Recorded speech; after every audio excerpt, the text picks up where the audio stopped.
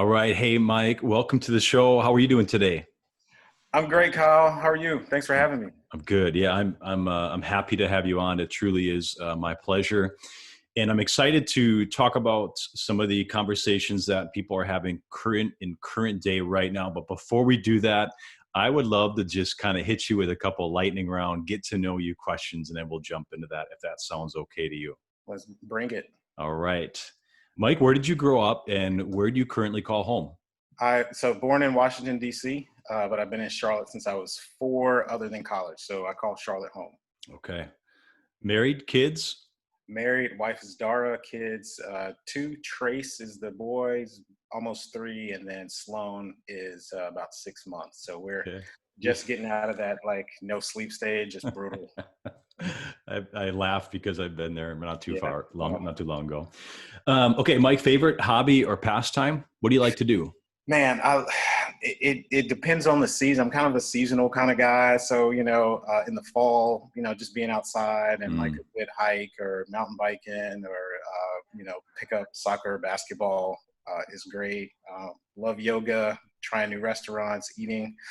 Um, my wife has gotten me into bourbon. So just trying, different kinds and sampling. And we love having people over at the house, just hosting, being around people. It's kind oh, of anything with people I'm in. I love it.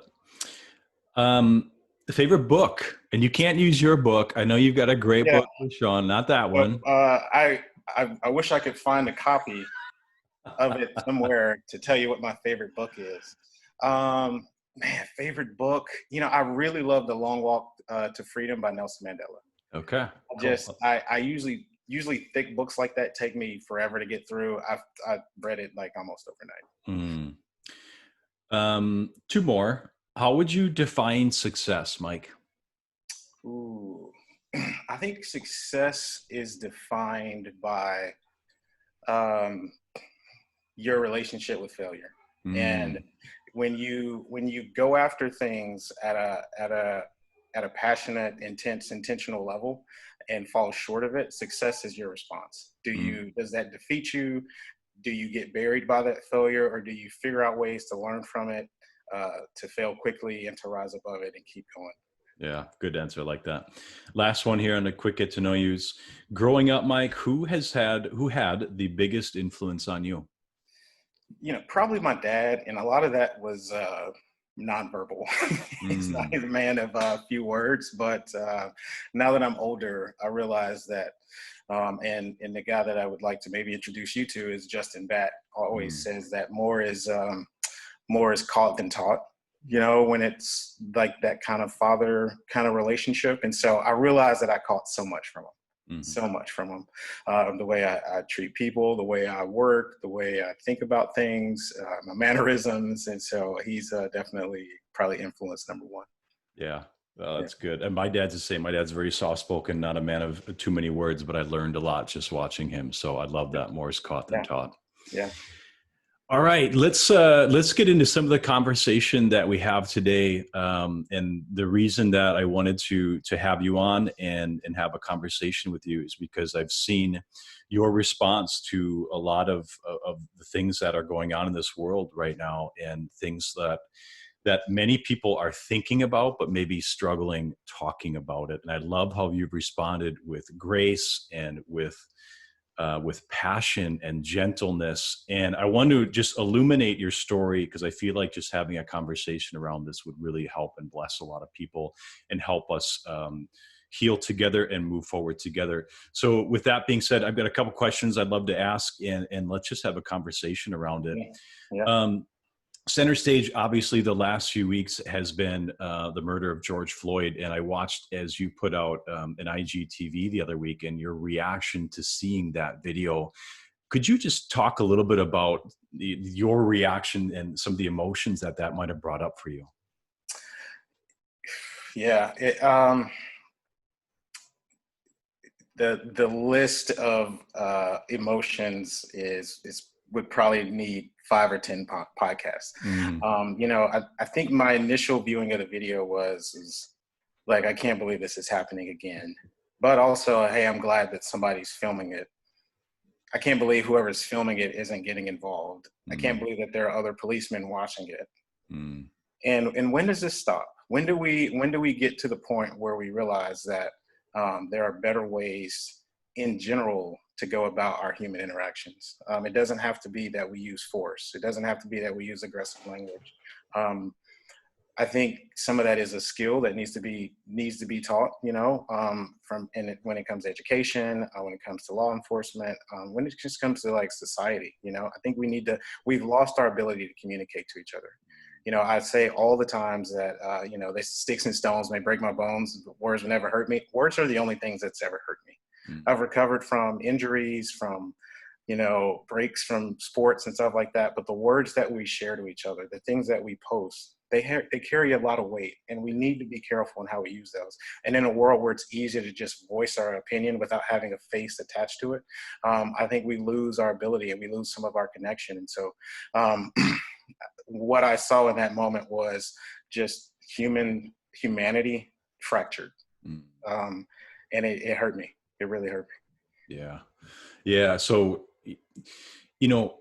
I look at you, Mike, and a successful businessman, a kind man with a huge heart, a family man, a man of faith, but seeing injustice like that and bringing up those emotions. And this is a sensitive topic, so I want to acknowledge that. me. But are there instances that maybe you felt that there has been, a wrong accusation of you, or maybe a presumption of being guilty that you're comfortable with sharing? Yeah, I mean, for me, it started when I was probably about 12. And I went into, my mom is a shopper. So she likes to get to the stores early to get the sales. And whatever store, somehow I got drugged with her. And whatever store she was going to, I didn't want to go into. So Mm-hmm. there's a sports store just on the other side of the hallway. And I was like, can I go in here? She's like, yeah, go in there. And then when you get done, come back to this one. Yes, ma'am. I go in there. It's early. They just opened, just lifted the door. And I walk, maybe 3 steps in the door. And a lady turns and looks at me and says on the loudspeaker, hey, make sure that we have the security cameras on. And I was like, Wow. she's looking dead at me. And I'm like, wonder what would make her say that. Mm, At 12 years old, it hit me. It's because I'm Black. mm, And that has kind of played out in different iterations of, people, clutching their purse, or I get on the elevator and they get off. I'm like, I saw what button was pressed. They were going to 12. Why they got off at 6, whatever. mm, Um, you know, um, uh, but even to where, I was driving home from work one day, and I had a gold Lexus at the time, and leaving work 4:30ish, just like everybody else on our crew. And we get maybe a mile away from the race shop, and I see a cop pull in behind me, and then I see another one coming from ahead, and then I see another one come in, and I'm like, wow. whatever is going on now is a big deal. The first one, I was like, I wasn't speeding. I'm sure I can try to, this is going to be fine. And then by the time I register how many cops, like, they shut down traffic, I look back Wow. up, and the first thing I see is a gun. And I was just like, oh, okay. All right. What was I taught to do in this situation? Hands where they can be seen. Hmm. Don't move. Don't make any sudden gestures. Even if they say, where's your ID? Be like, all right, hey, can you come closer to where you can see my hands, so that you can see that I'm reaching for it and that it's not anything like violent, and I was okay. I made it out of that situation. What had happened was that a silver Lexus had been stolen maybe 4 miles away from that, and I fit the description. The first Black Wow. individual that they saw driving a nice car. There were not, in that smaller town, probably a large amount of Black men that had maybe nice cars. I don't know, Hmm. tore through my car. Is this your car? Yes, sir. Yeah, we'll get out. And it tore through everything. And once they figured out that it was mine, ID match, plates match, everything, it was like, all right, have a nice day. And I'm like, Oh man, like I feel like I just survived. Like it's a lot of my life flashed before my eyes. Have a nice day. Cool. Yeah. And so, the restaurants where I've been with friends who were white, um, only to go back literally within the same like week or so and just have a completely different experience.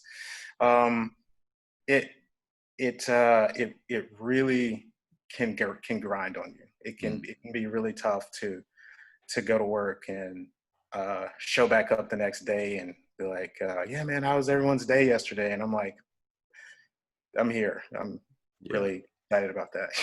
Yeah. Yeah. Well, we can cover anything else later, but I'm here, and uh, these are hard things that I think a lot of people like me deal with and live with and have those experiences. And so when there is protesting and rioting, and I'm not for vandalizing. Mm. I think anything that is property that belongs to somebody, regardless of how they got it, it means something to them. Um, I don't think that's the solution, but I do understand how people could be angry Mm. if they've dealt with things like over and over again. Yeah. So, and thanks for sharing that, and the courage to share that. So kind of then if we talk about racism and where that two-part question, I guess here, Mike. So racism, where does it come from? And then in your eyes and what you've seen and what you would like to see, how do we move forward here? Yeah, yeah. I think I'm a believer. I think we talked about this a little bit earlier, Mm-hmm. and so just from like a biblical lens, it's racism would be a sinful thing. I think it's a prideful thing, and I think that all throughout Scripture there's so many uh, references to how pride is destructive, and that's what Mm. racism is. It's a destructive thing, and so I think a lot of work needs to happen at the heart level for people to just kind of go through that transformation process of thinking through lenses maybe that they weren't born thinking like, and so. I think racism is also an economic platform. I've done a little bit of research on this stuff over the years. I don't want to get lost in this, but back in like the 1600s, you had essentially imperialism, and from the very get-go, there have been people, maybe some of your ancestors that weren't okay with this stuff. Like, what do you mean we're going to go to another country and take those people to a different country and build our kingdom? What do you mean that we can just go into a different land and just take whatever we want? Well, race was created by scientists, and it was backed by the government and then endorsed by the church. So these people were thinking like, hey, this is like, God wants us to do this. Like, this is a divine, like, this is what we are supposed to do. We're supposed to evangelize and take God's word and spread it to these people who don't know it. We're doing them a favor. But meanwhile, it was just to expand territory, and the transatlantic slave trade was a booming business, right? So these are economic driven, and it's what our country's founded on, right? Like, there's this wrestle and seesaw that I think we all see and have been a part of, where we're trading, money is on here and then characters here. Yeah. and we generally we kind of go with the money, right? I mean, that's just kind of how this nation is. And so I think a lot of where the racism comes from is just these initial decisions on the foundations of the country, that this would be an economic platform that we could benefit from.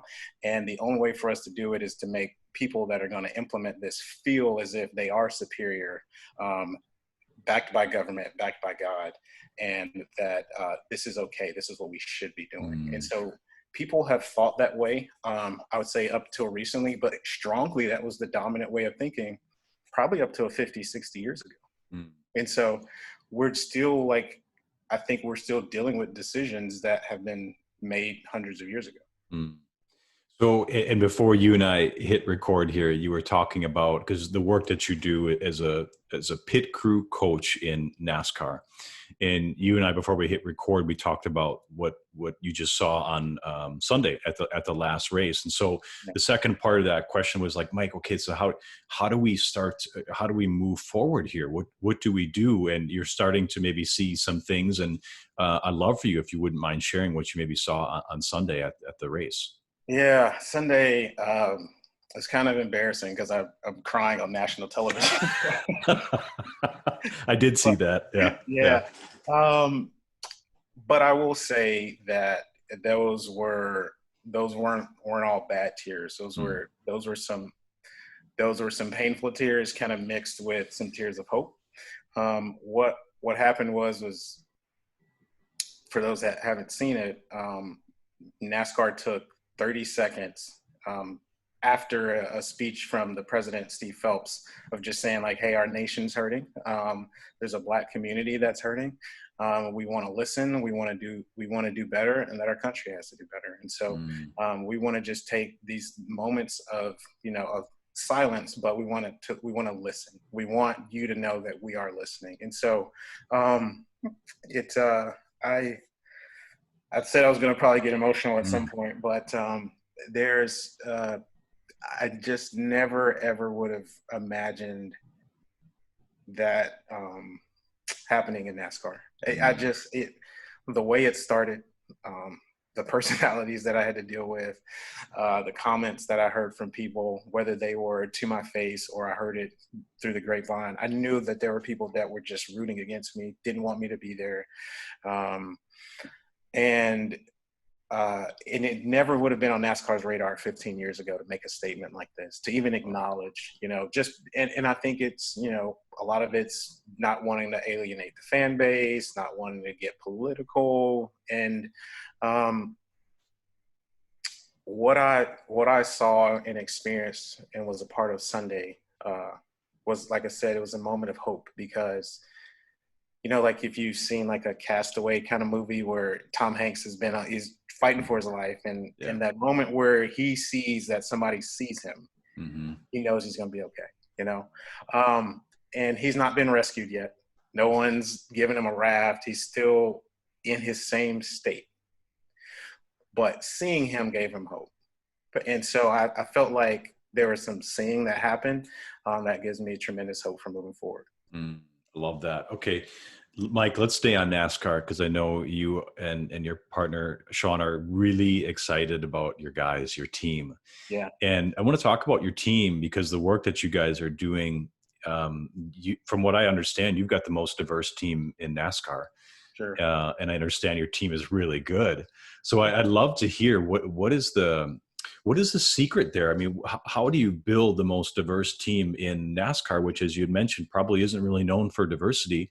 And if you look at DEC leadership, the acronym DEC, the D is diversity. So you obviously have found that maybe that is the secret sauce, but I'd love for you just to talk about how have you been able to build such a dynamic and efficient and top level team with your NASCAR pit crew guys? Well, first, it's not just Sean or I building it. We've all built it together. And so it's been a group effort. And I think that's one of the byproducts of diversity. Diversity is not what people think it is. It's a word that gets hijacked often, kind of like a here goes the neighborhood kind of word. And I've heard people say that. Diversity is a performance strategy. You can get a singular group of people to accomplish tasks that are very easily attainable or very clear in what the outcome needs to be. But most of us aren't in those kind of environments. Most of us need to be able to solve complex tasks where the objectives and outcomes aren't very clear. And so you need a heterogeneous group of people. You need a multicultural, multi-thought, multi-experience, multi-aged, multi-motor team. That's our acronym, thought, experience, age, and motor. But those are our four kind of team acronym for diversity prompts that we always refer to. And diversity for us is our strength. It really is. We were proactive in this conversation when we got to the team we're with now. I mean, not a single person of color was in in that pit crew department. And now it's the most diverse group in racing. We didn't go into it saying, hey, we want to make it more colorful. We wanted to make it more diverse. It just so happens to be that it looks more colorful. And so if you have a portfolio and you want to diversify that, which everyone does, you kind of do some sample size. You pick different things, and when one sector is weak, the other one is strong. And so diversity for us is how can we, whenever we have to pivot, whenever change happens, when there's a rule change or an injury or a pandemic, how do we navigate those things? We have a lot of people at the table that have an equal slice of the pie, that have different experiences and thoughts, and we can generally navigate things. Yeah, I like that. And I'm anxious to, because I'll see you guys shortly. So I'm anxious to jump in and meet your guys and meet your team. Yeah, they're great guys. They are characters. We have a little bit of everything. We have some super quiet, some big personalities, guys that just never shut up. But all of them, they all work really hard. They're really dedicated to their task. They're passionate. And success, we talked about a little bit earlier. Success for us isn't necessarily doing the fastest pit stops for the day. We're very interested in how they behave as men and as fathers and as leaders. And I think success doesn't necessarily happen on the racetrack. It's what we do when we're off of it. Yeah, I like that. And maybe a good segue here, Mike, because I know you have a 2.5-year-old. I have a little bit over a 3-year-old. He acts a little bit older than that sometimes, but so you get all that, and you got some guys on your team too that are fathers, right? And so I would imagine, 2.5 might be kind of young to have a conversation about race and all the things that are going on in this world right now with racism. But how do you envision that conversation happening? Because I'm taking notes too. Like I said, I've got a 3-year-old. Yeah, I think it's not chapter 6 in our book is that diversity isn't a black or white issue. And these aren't black and white conversations, or just black or just white conversations. Like these conversations can't just be had at my dinner table with only black people. And, and then the same with you. I think it's important that we bring our children together with people that are like-minded on just, hey man, kudos to you for even wanting to have this conversation. This is I've gotten emotional a couple of times, but I mean, I know it takes courage for you to say like, hey man, how do I help? I want to, but I'm trying to figure out ways to do it. Like, what do I tell my kids? And so, I think you and I having this conversation is great. And then you can kind of take some of that stuff and bring it to your kids. I can learn from you, bring it to my kids. Maybe one day our kids can meet. We can all have dinner together and we can talk about a world in which maybe we won't have to deal with some of these things because we'll have walked a mile in each other's shoes. We will have served or learned of each other's experiences, maybe finding people of different races to go do volunteer projects with, so that you're serving together and learning how to work together in a way that's non-threatening and actually really positive, So I think there's a lot of like just really practical things that we can do. But I will have to tell my son certain things, until we get to the point to where, there is, liberty and justice for all. Hey, let's make sure we are careful and super respectful around certain people in certain places with law enforcement, things like that. And these are just real life, like practical conversations that, I had to have and that I will have to have. It's the craziest. We were leaving Michigan, random racing story, but we're leaving Michigan Raceway, and generally speaking, the race to the airport is just as good or better than the actual race. I mean, guys are flying. It's insane. I don't know how. Like we had 4 rental cars for our team one year, leaving the Homestead Raceway. All of them just limped their way back into the lot. I mean, one of them was missing the oil pan. 2 of them had like bent wheels and were smoking. The other one like had hit something, and so the radiator wasn't working. It's insane. But anyway, so this guy gets pulled over, which usually for some reason doesn't happen.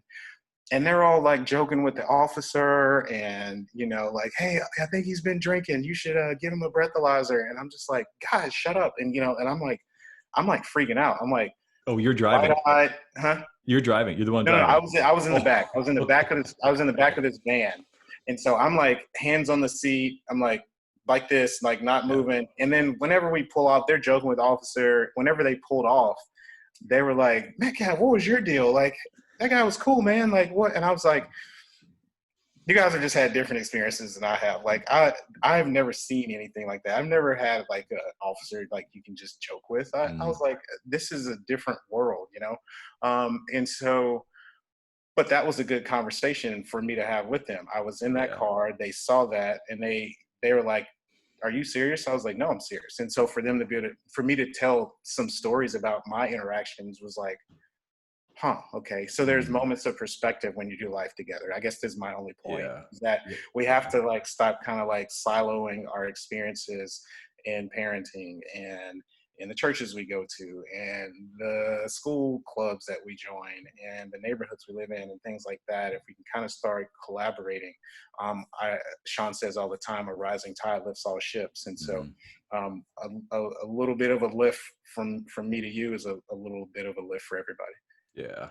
Yeah. And that's exactly the reason why I want to have this conversation is I want people to walk a mile in someone else's shoes. I want people to listen. I think that's how we really can heal. And I also learned from that, never buy a rental car because it's probably yeah. If it's been used, if it has been ever used by any of the NASCAR race team, pass. I don't care what they tell you. I don't care who drove it. Yep. Pass. It's a hard no. Okay. Maybe maybe the way to finish this up a little bit, Mike, is again, a man of your character and your position and your influence. You probably have people that come to you and they're asking you questions, or maybe they don't even know what to ask. And so maybe if you want to maybe address one or two or whatever of questions that people seem to be asking that they don't have an answer for, and they're looking to a man like you for some answers. Yeah. So I think number one is all lives matter. Why I mean, I understand what you're saying, understand about Black Lives Matter, but I'm an all lives matter kind of person. And my response is that you would never at a service for a parent who is burying a child while they're mourning and speaking about the hurt and pain that they have over the loss of their child, you would never get up in that moment and say, hey, time out, all children matter, right? Someone that is walking in kindness or empathy would in that moment say, okay, yeah, no, I'm in. I'm in on your child. How do I help? How can I help you? And so this has never been only Black Lives Matter. It's not that it's just, hey, we just want to make this statement that Black lives do matter. And so I hope that like maybe makes a little bit of sense. It's not a cry for like, hey, look at us. We're the only ones that matter right now. It's just say, we seem to be like a target right now, and man, we want this to stop. Can you help us out a little bit? The more voices we have, maybe we can get some kind of reform to where this doesn't happen.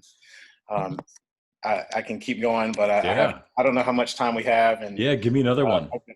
I think we're helping people here. I think we're equipping people and helping understand. So this is great, Mike. Keep I heard a comedian say the other day, and comedians have this great way of intermixing life with humor. And he was like, nobody, 9/11, was never forget. He was like, I'm gonna get an all buildings matter shirt, and say, that's a funny way to put it. But, it's like, in that moment, you didn't say like, well, here I'm out west and we got some really cool buildings too. So I don't really care about the Twin Towers or when the Boston bombing happened. It wasn't, it was Boston strong everywhere. It wasn't like, hey, well, Minneapolis matters in Charlotte, So it's just, I think it's kind of getting blown out of proportion about it being only like Black people only care about themselves. That's not it, Yeah. because it really is at the heart of it. From what I've researched, from people I've talked to, it really is like, hey, a win for us in this is going to be a win for all of us. Mm, yeah. Another one is hey, I haven't done anything wrong, so that makes me like, so I'm good, right? And it's like, yeah, not really.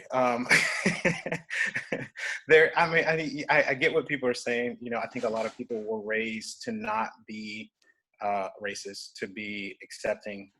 But I think there are a lot of biases that people have that they don't really know that they benefit Mm, from. Sean, Canadian, white, he is really deep into like white privilege and fragility right now, which are two different kind of trains of thought. And the only thing that I will say, as not being white, so I can't really speak to what that's like, but I know what I've seen and I know what I've experienced versus the experiences of others, to say like, they're like, no, I've never been pulled over. And I'm like, I get pulled over all the time. Hey, use that voice, instead of being just an observer and somebody that's, not, like, to say like, hey, I'm not a racist is, I think that's neutral. What I think humanity is looking for right now is for people to kind of go to the other side and be an ally, to say, hey, when I see injustice, I want to speak up about it, mhm, even if it's uncomfortable or if it doesn't benefit me in any way, because racism affects all of us. Any injustice against one of us is an injustice on all of us. And so, mm, I think there are ways that you can, if you're in a restaurant and you see a Black family waiting and it looks like, man, it looks like they've been here for a while. Like, hey, has anybody helped you guys? I just want to make sure that you got, like, you have no idea like how much a simple word like that can impact somebody. mm. I'm just, it's caught me at a couple of times where I was just like, man, I don't know why, but like, thank you for saying that. Somebody checked on us, but I can't tell you how many times I've been at a place where my table's been given away like over and Mhm. over again, and it's just like it doesn't have to be like, I think people are super emotional, right? Or passionate right now. And they're like, man, I want to do something big. Like, start small. Just do something simple, something very simple. And You mentioned earlier the sticks and stones and but words will never hurt me. But words, and I think you and I, we looked at scripture and it says somewhere, I can't remember, it might be Proverbs, but the power of life and death is in the tongue.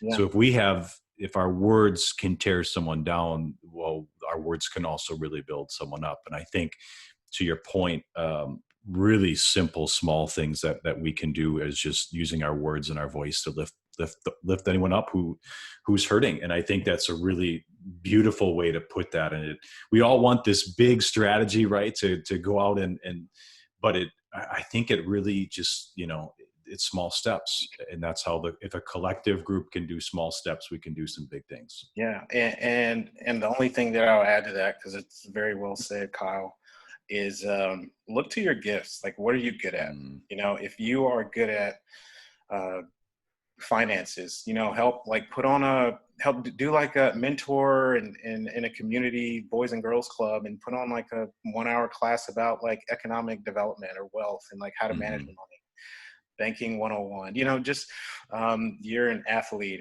and a podcaster, like an intern, but even this is good, right? Just having this conversation, use your gifts. I think a lot of Yeah. people are kind of lost at like how to get in the game.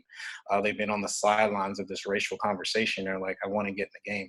Yeah. Get in the game in an area that you have expertise in, Yeah. and use that talent and ability to move the needle.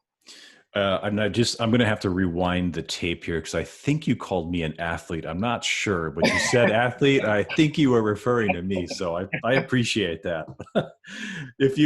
Mike, if you've got one more common question that maybe you get, let's cover that quick. I love that. Yeah, just a lot of, I've heard it from a lot of, from white to whites, is, hey, don't burden the Black community right now. They're going through enough. Don't look to them for answers or Mm, solutions. We need to figure this out ourselves.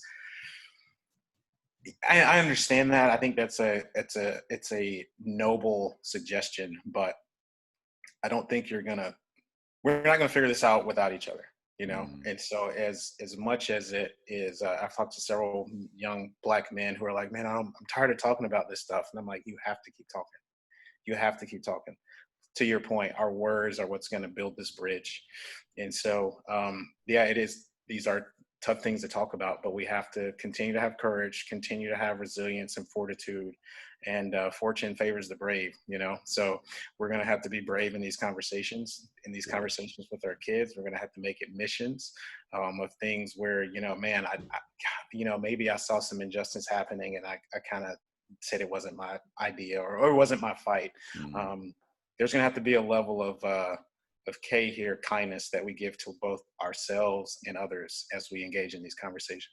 Yeah, I love that. That is a really good way to wrap this is to talk about kindness. And I love what you said. A lot of work needs to happen at the heart level, and I think that that's beautiful. That's brilliant, and it's really true. And so, Mike, in closing, hey, I just want to say thank you. Thanks for your courage to jump on here with me. It's been great getting to know you, and I look forward to getting to know you more. And I think that your message here, your voice, and your words and your gentleness will be a huge blessing to a lot of people. So thanks for taking time today and chatting with me. And hey, I'll be back whenever you need me. All right, thanks, Mike.